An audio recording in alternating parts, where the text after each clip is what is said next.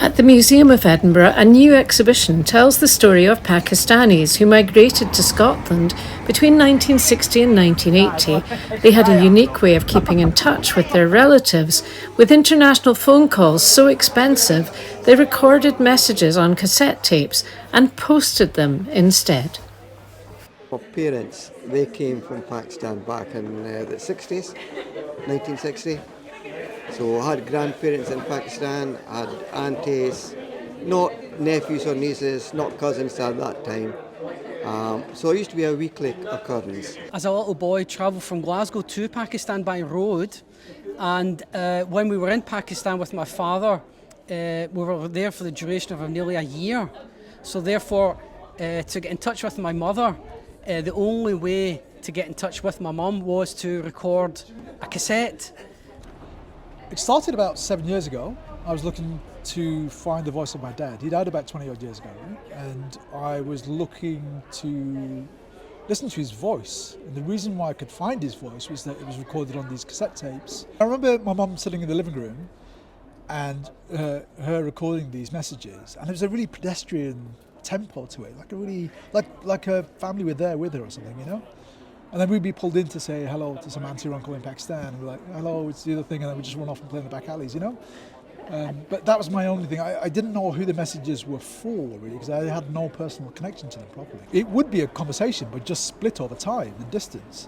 So they'd have the sort of answers to the questions on these things, you know? It would ping. So it's a voice message, voice note, WhatsApp thing, but just spread over time and distance, right?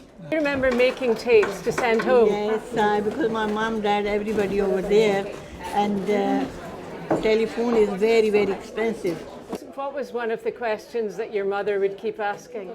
And that's why you okay, your health is okay, children's all right, your husband's okay, are you settled down? Do you still have any of the tapes? You know, I've looked and I've looked and I've looked, and honestly, I would give anything to hear my grandmother's voice, my uncle's voice. It would be precious, but unfortunately I can't find any. Yeah. How many of the tapes did you actually find? We found 20 in Scotland. And are you looking for more? No.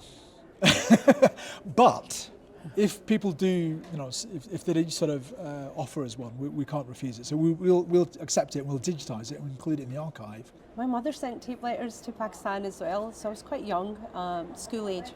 And I remember coming home one day and my mum had this big tape recorder with, you know, 2 sliders. And she's like, I need you to press the record and play button. When I give you the signal, you're pushing those buttons. And that's what I did. I felt like I was sitting in front of some kind of space machine. I used to watch Doctor Who then, and it just seemed like so gadgety. And I was just waiting, anticipating. It's like, and she gave me the signal with her eyes.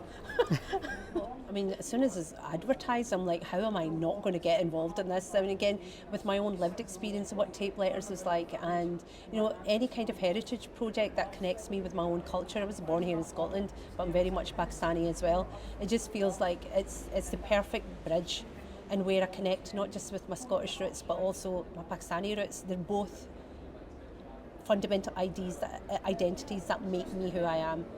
Being a child, I was at the later stages of the cassette, so it was actually, now looking back, it was like a hierarchy thing, so the elders and the more important people got the most of the say and at the beginning, and then the tail enders got something, like the scraps.